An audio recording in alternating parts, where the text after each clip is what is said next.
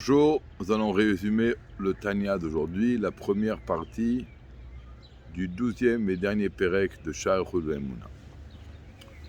Donc, comme nous avons dit hier, la multitude de créations qu'il y a dans le monde, de créatures, ont été créées par différentes formules, par les 22 lettres que Dieu a utilisées au moment de la création.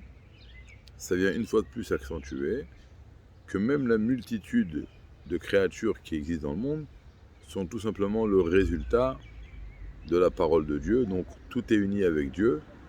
Cette multitude de créatures n'a en aucun cas, ne peut venir en aucun cas ébranler le fait que Dieu est un et que toute la création ne vient pas en aucun cas remettre en question l'unité de Dieu. Aujourd'hui, il explique, il continue, il dit que chaque créature a un nom. Et on sait que le nom de la créature en hébreu, dans la langue sainte, c'est celui qui donne la vitalité à cette créature. Le rabbi, par exemple, on va prendre n'importe quel shor, par exemple, qui est un taureau. Alors nous avons le shin, le vav, le resh. Alors, donc le taureau va recevoir sa vitalité de la lettre shin, de la lettre vav et de la lettre resh. Il y a une énergie divine qui s'habille dans chaque lettre. Plus que cela, on dit que même la forme de la lettre met en relief la façon dont l'énergie divine descend et s'habille dans telle et telle créature.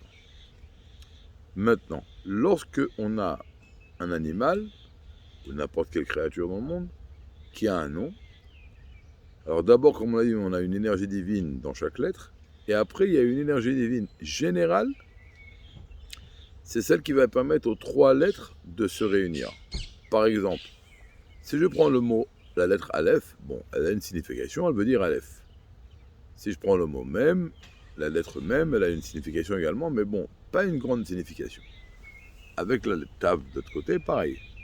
Mais si je les réunis ensemble, ça devient le mot Emet. Et là, le mot Emet, il prend un sens extraordinaire. C'est un mot qui a beaucoup de signification, le Emet. Et donc ça, cette force-là, cette lumière, qui va prendre l'énergie qu'il y a dans le Shin, l'énergie qu'il y a dans le Vav et dans le Resh, ou dans chaque autre créature, ce n'est qu'un exemple, et qui va les réunir ensemble, ça c'est une vitalité qui est au-dessus de la vitalité qu'il y a individuelle dans le Shin, dans le Vav et dans le Resh. C'est la vitalité générale qui va unir toutes les créatures. Alors, maintenant, nous avons dit tout au début de Sha'ar Emunah, qu'il y a des créatures qui sont de façon explicite ramenées dans la Torah, dans la création du monde, donc eux ils reçoivent leur énergie divine directement des 10 paroles de Dieu qui ont été dites dans la Torah au moment de la création. Nous avons dit qu'il y a les autres créatures qui ne peuvent pas recevoir leur vitalité directement de là-bas, car c'est trop intense. Donc on a dit qu'il y a trois façons, c'est de prendre des lettres dans chaque mot, les associer, ou alors de changer les lettres, par exemple le Aleph en Tav, le Bet en Shin, etc., ou avec la lettre d'avant. Et on a la dernière façon, c'est la valeur numérique. Alors par exemple, lorsque Dieu a dit « Yehirakia », que les cieux soient, donc les cieux ont été créés. Maintenant, toutes les créatures qu'il y a dans le ciel, qui ne sont pas mentionnées dans les 10 paroles avec lesquelles Dieu a créé le monde, eux, ils n'ont pas été créés de cette parole.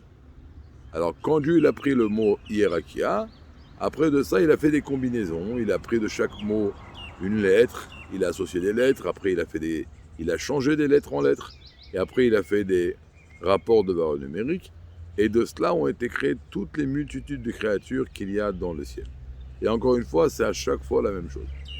Mais lorsque Dieu il va changer des mots, changer des combinaisons, transformer des lettres, etc., toujours la première lettre qui va composer le nom d'une telle ou telle créature qui va être créée, la première lettre sera la dominante, dans laquelle il y aura l'essentiel de l'énergie divine qui va faire vivre telle et telle créature.